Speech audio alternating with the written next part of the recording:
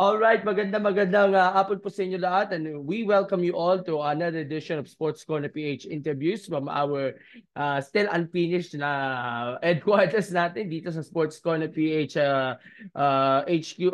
HQ dito sa Quezon City. And we will now join by our Philippine Floorball Association President Mr. Ralph Ramos to discuss itong upcoming na Men's World Floorball Championships Asia Oceania qualification, which is happening on May 21 to 25 diyan po sa Phil Sports Arena sa Pasig City. It's gonna be a great event dahil inaasahan dadagsain at lalaroin ito ng mga iba't ibang Asian teams vying for the World Championship berth. So, Sir Ralph, good afternoon and welcome to Sports Corner. Good afternoon, Gab. Maraming salamat for having me. Magandang hapon sa iyong mga viewers and listeners. And of course, thank you ulit sa pagsama sa amin. And thank you for extending our invite na mabigyan kami ng kahit paano maimbitahan tayo ng pumunta dyan this coming day. Although magtatatlong buwan, isang buwan na lang o 3 linggo na lang bago itong qualifiers natin. So I'll discuss first muna itong qualifiers muna. Pero bago yan, kamusta na po kayo? Gano'n ba ka-busy? Seryoso ang ating PFA in regards nga sa mga preparations, pag-aandaan nga yung of course yung venue, yung accommodations ng ating mga players para dito sa Asian qualifiers this coming May.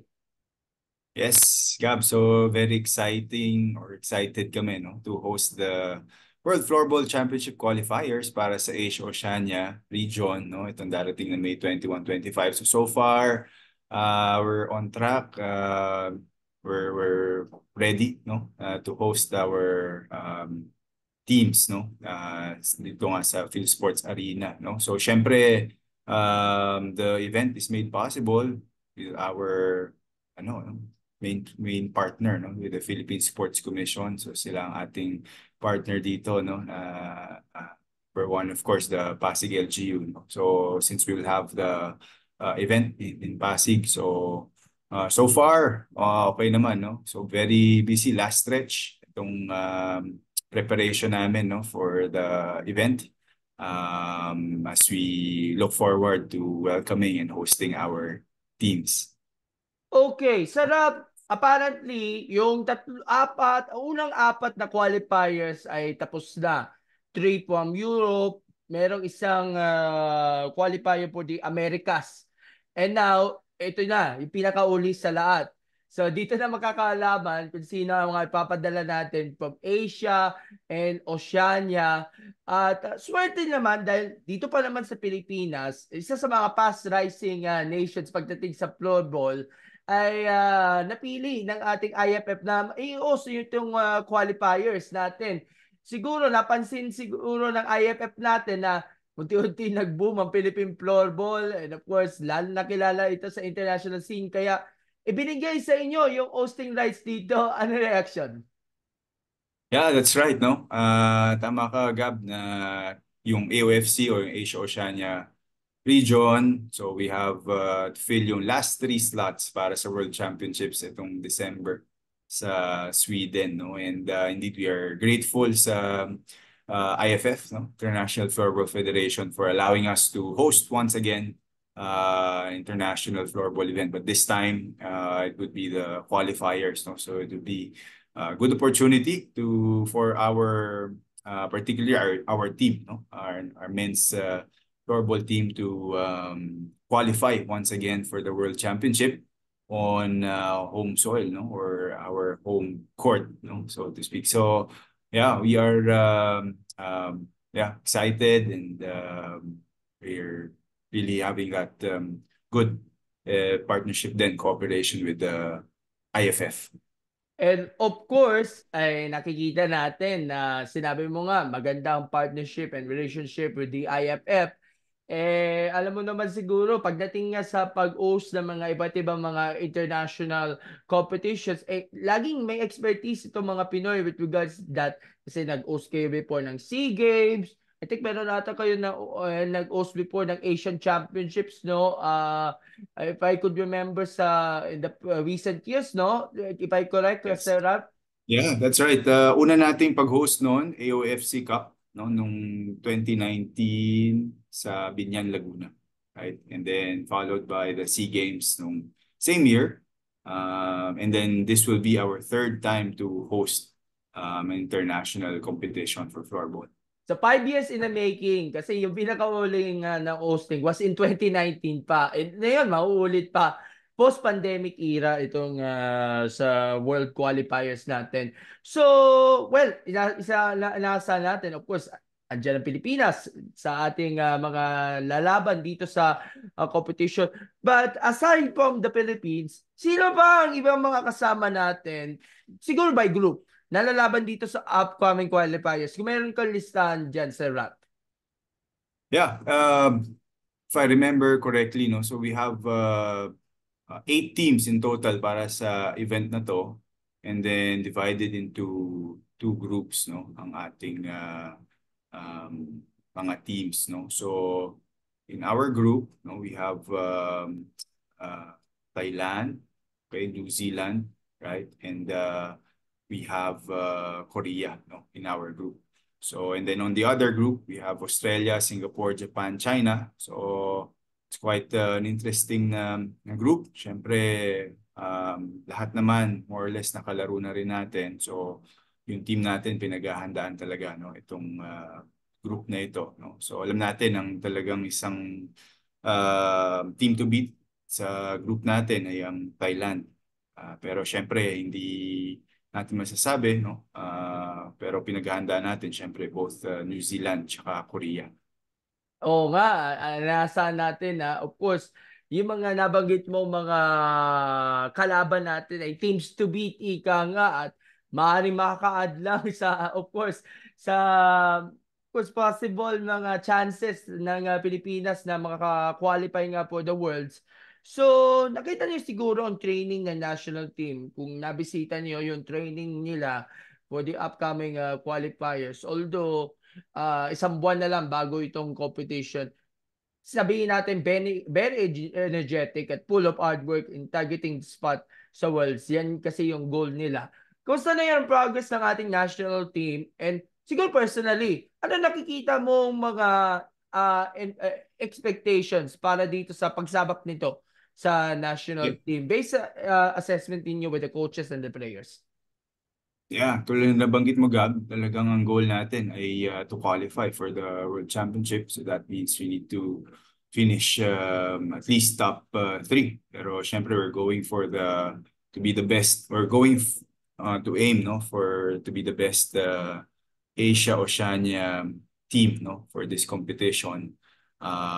So tuloy-tuloy yung preparation ng ating mga ng team, no, mga players. As you know, with the dynamics ng floorball, currently, you know, our teams, they are training, playing with their respective clubs, no, and some of our players are playing in the highest league, no, in one of the best leagues in the world, no, sa Sweden. So tuloy-tuloy yung training nila. Actually, at least sa Sweden, patapos na yung liga nila doon, no? I think finals na rin this coming week or next week.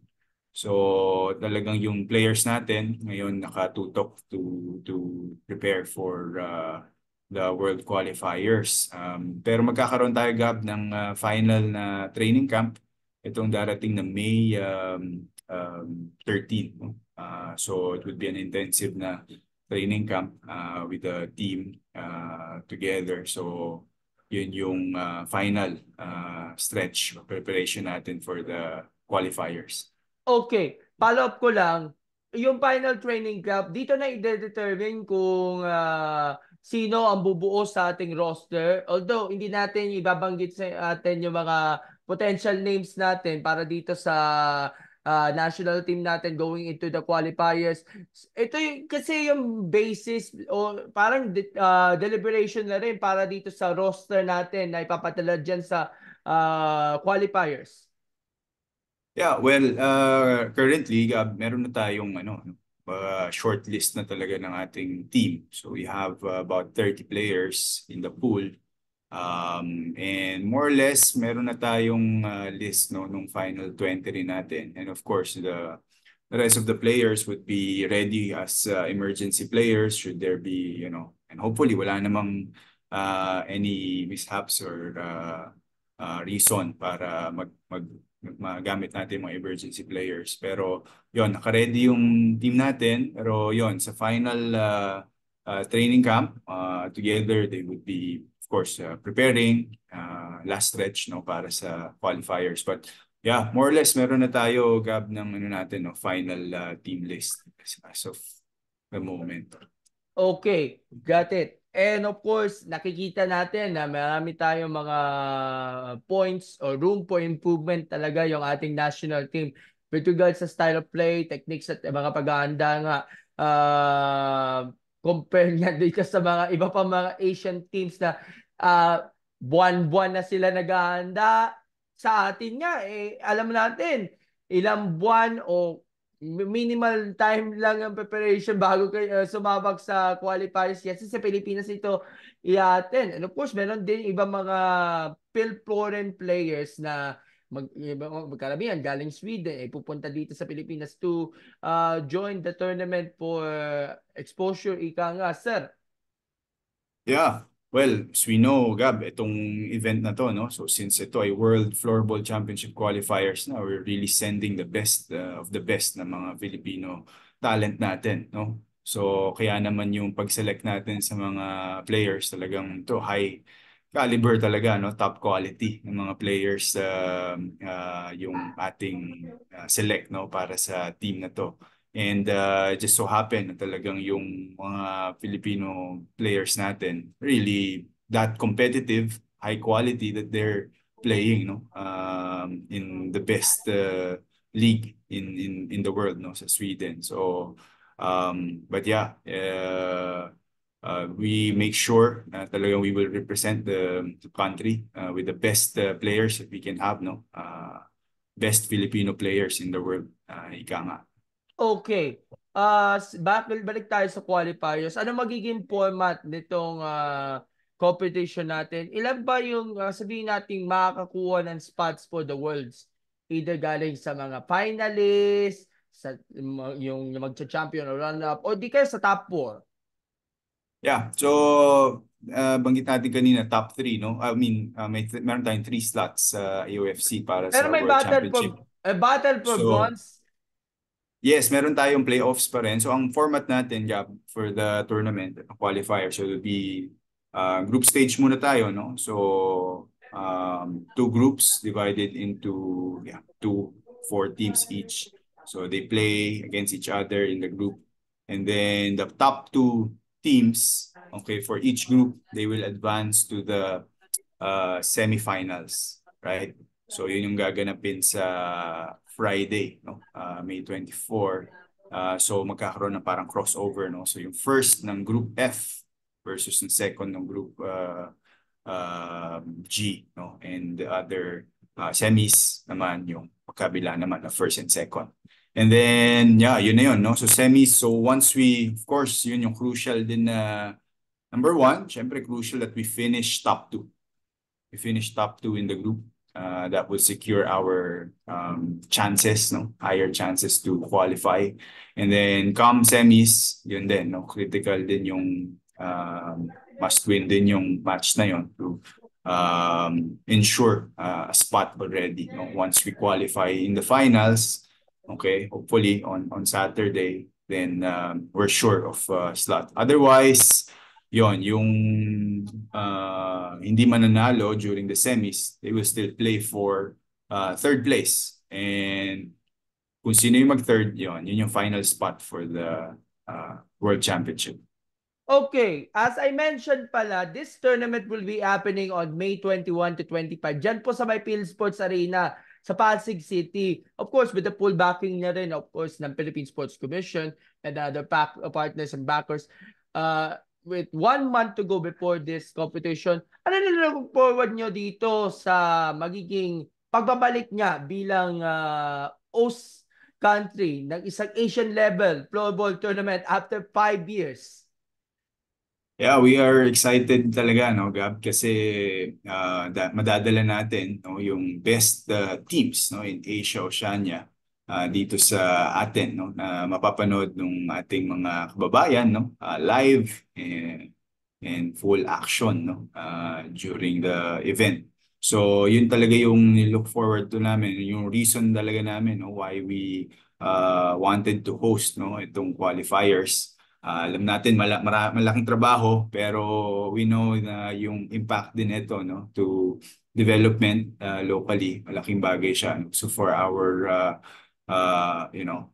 fellow Filipino, especially yung mga kids, di ba, and the youth, mga aspiring players natin get to watch and see high level of floorball, no, in Asia Oceania.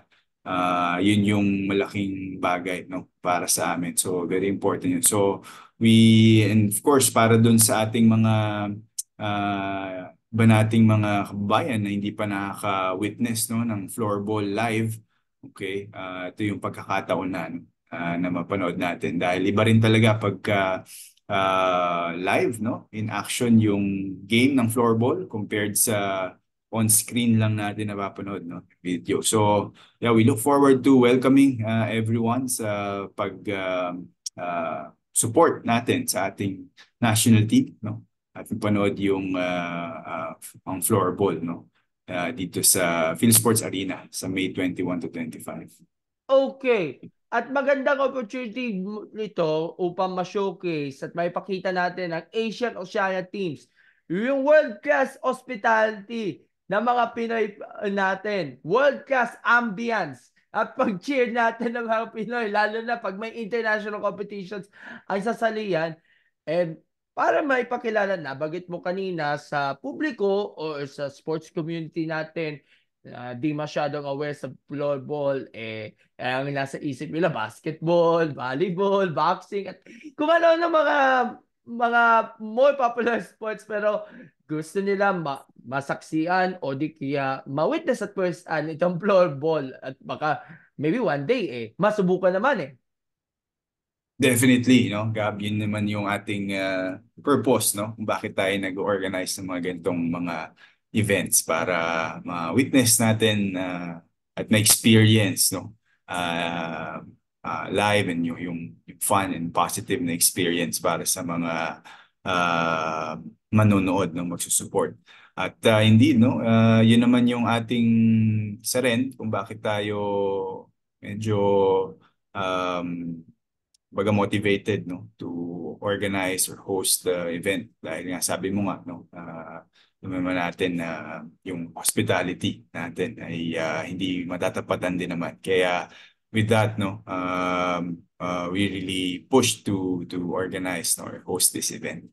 Okay, sa accommodation pala, meron ba kayo mga partners with regards na sa pag-accommodation, yung mga hotel partners na maring magstay ang ating mga visiting teams natin?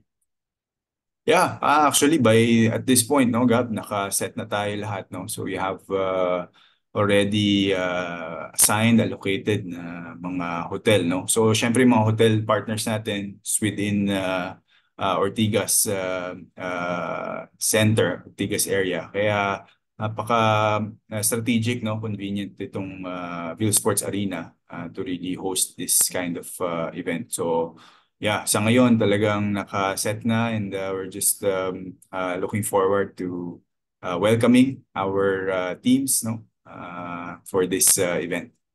Okay, and in regards na dito sa opening ceremony, may balak ba kayong imbitahan yung mga officials from the IFF, AOFC, even si Chairman Bachman ng PSC, and even the commissioners rin, o di kasi Congressman, Mayor Bambol ng POC to watch itong mga games, kahit mag-attend ng opening?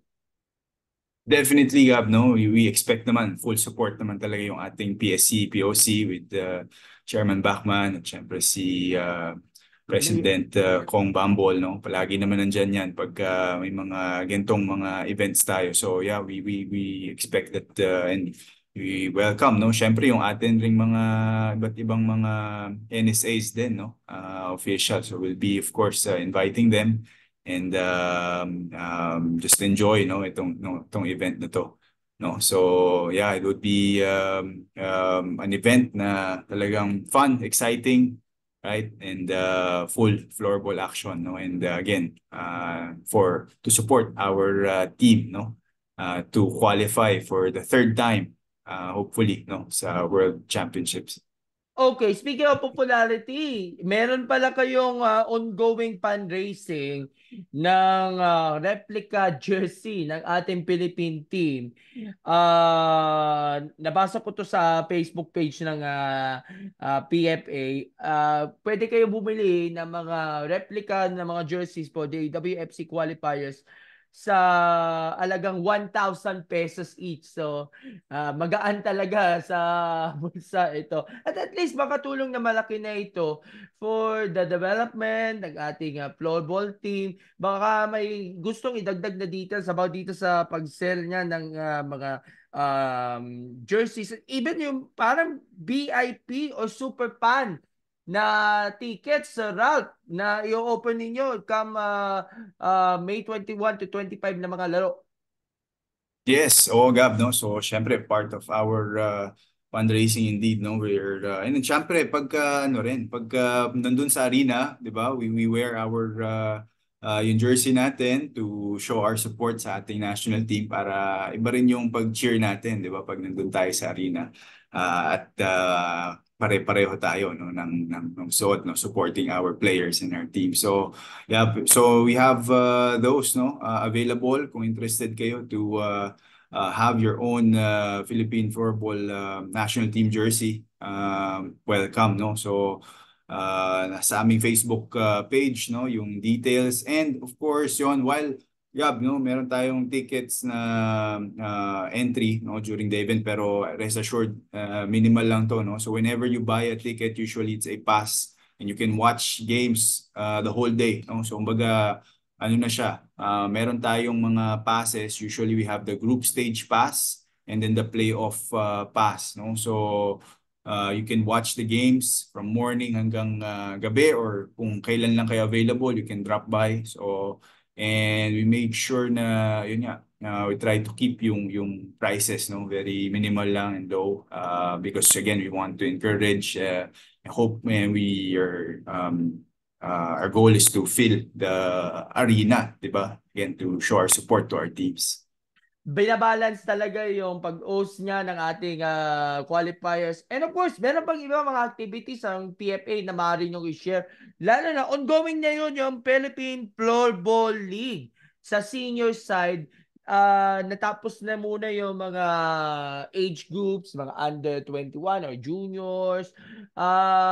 Siguro, divulge natin yung mga details about sa Philippine Floorball League na ongoing right now. Yes, tama ka, no, Gab. So while we're preparing for international event, no, this May, tuloy-tuloy yung ating local floorball events, no, particularly yung ating Philippine Floorball League or PFL, no. So we are now ready, actually, heading to the semifinals na rin, no, for this season. At nabanggit mo nga na-conclude na nga rin natin yung under 17 division, no?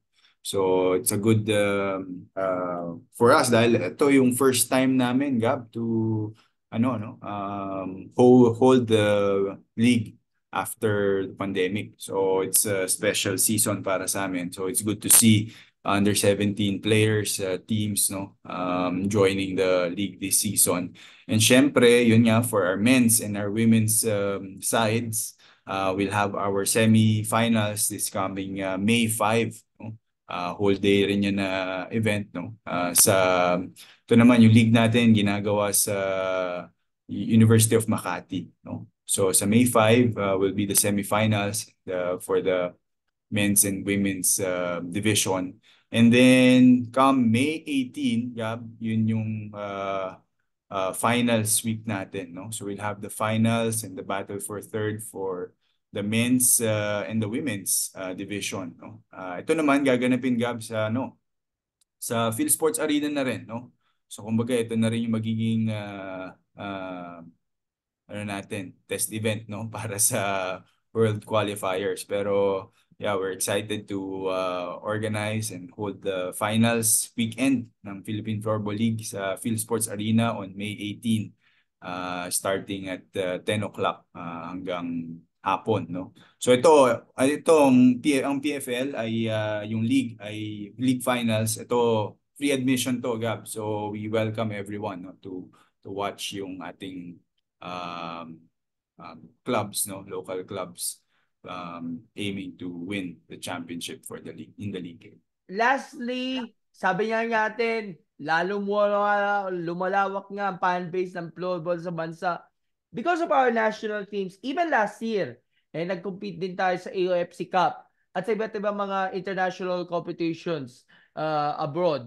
And of course, sa mga victories ng iba pang athletes aside from floorball, serves as a great boost para ma-boost ang hopes natin ng ating national team come the qualifiers, lalo na even though hindi kasama ang floorball sa Olympics, inaasahan natin na magbibigay spark sa ating national team participation itong sa floorball natin, Sir Ralph. Yeah, nabanggit mo nga, Gab, na talagang yung momentum na we're building and working on the momentum na meron tayo, as you have already mentioned, yung mga recent natin na achievements with our national team, no? Specifically with our bronze and silver medal finish, no, sa Southeast Asian Games sa Cambodia last year with our women's team and our men's team. No? So ito yung build up talaga natin for this also for this event, no. So in the last SEA Games we had Thailand, no, sa men's team, sa men's division yung Thailand in the finals, no. So it would be a great group stage match, no. So since magkasama tayo na group with Thailand, no. So it would be a rematch once again. So that would be exciting. And of course, Gab, syempre itong qualifiers, isa rin tong preparation, no, for while hindi kasama sa Olympics ang floorball pa, no, pero we know na ang floorball ay included na rin sa Asia Indoor Martial Arts Games, no, so sa IMAG. IMAG. So meron tayong IMAG. Kung matutuloy itong By the November. way, matutuloy na to, panigurado. Yeah. Kasi kausap ko si CDM Richard Lim na all systems go na ang preparations para sa pag-host niya ng IMAG sa Thailand, which is probably by November.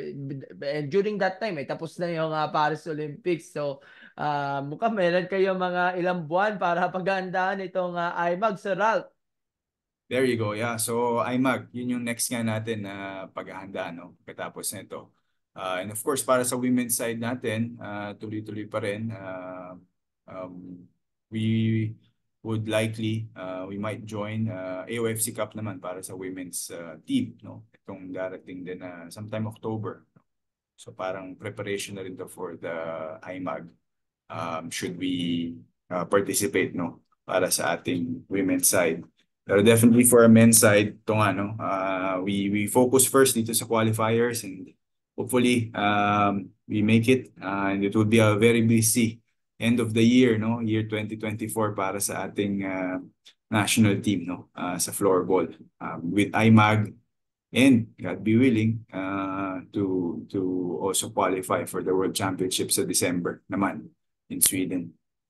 All right, so definitely it would be a great year, and and we wish for a successful staging na ng Men's World Floorball Championships. And of course, pupunta din ang Sports Corner PH, either ako, di kaya yung mga photographers natin, to witness or kung masaksiyan natin yung kahit isang laro ng Team Pilipinas, mapanoorin po natin yan, i-cover natin yan para pwede delight na rin ang ating mga 47,000 followers sa Sports Corner PH na siguro mag-aabang sila ng mga latest updates niya with regards sa ating national team come Men's World Floorball Championships Asia Oceania qualification. So please your final message or di kaya an invitation na rin sa lahat ng mga suki po natin sa Sports Corner to come, to witness, to watch itong ating upcoming qualifiers dyan sa Pasig, May 21 to 25.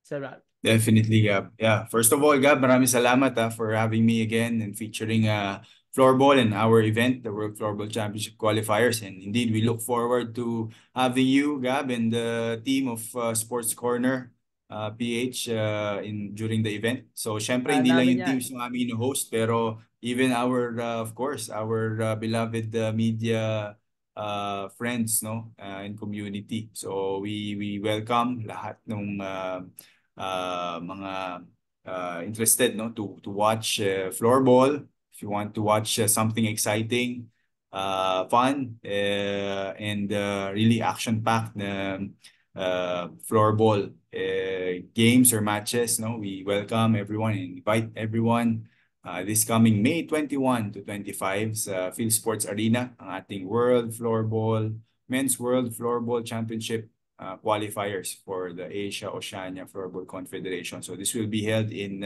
Phil Sports Arena in Pasig. And yeah, it would be, while mainit yung panahon ngayon, no? We expect Sobrang din na tindi. magiging mainit din yung mga matches pa, no? Itong darating na May. Pero buti na lang, no? With the help and of course, the full support of the Philippine Sports Commission, the PSC, no? We have the perfect venue, no, to host this exciting matches, no? So with that, you can grab your tickets, no, sa floorball.ph, sa aming websites, www.floorball.ph/WFCQ 2024 tickets, no? Or yun nga, kung manonood kayo, make sure na mag-avail na rin kayo ng inyong jersey, replica jersey, para pag nag-cheer kayo, meron kayong national team jersey. Yan. So, maaari nyo lang puntahan yung aming Facebook page, no, sa Philippine Floorball Association para sa updates and more information about the event. And yeah, so with that, Gab, maraming salamat and congratulations sa Sports Corner with your up and coming yan na HQ. So looking forward sa inyong Maliit na headquarters tuloy-tuloy lang na to. development. Yan yung hub namin, syempre. And of course, we look forward to have you again sa mga susunod natin mga interviews. Kahit sa DWIC, ay invite pa namin dito sa program namin na ako tinutulong natin with regards na sa pag-guest. And again, congratulations. By the way, shoutout nga pala kay Mama na nasa likod kanina nagpa-picture Thank you so much, Sir Ralph, again for having us here sa ating programa. And we look forward na pupuntahan natin, of course, ang aming team ng Sports Corner dyan po sa upcoming na Men's World Floorball Championships Asia Oceania Qualification May 21 to 25 dyan po sa may Phil Sports Pasig. And of course, sending our good luck and of course, added boost and cheer sa ating national team na lalaban doon. Alam ko, of course, motivation niyo ay makakuha ng top 3. Pero God willing, makakakuha tayo ng pinaka top podium natin para dito sa qualifiers at makaabante man lang dito sa Worlds sa Sweden this coming December. Again, thank you so much, Sir Ralph, and mag-usap na tayo soon and see you at the games. Salamat po. Thank you. Bye-bye. Salamat, Gab. Thank you. Salamat po.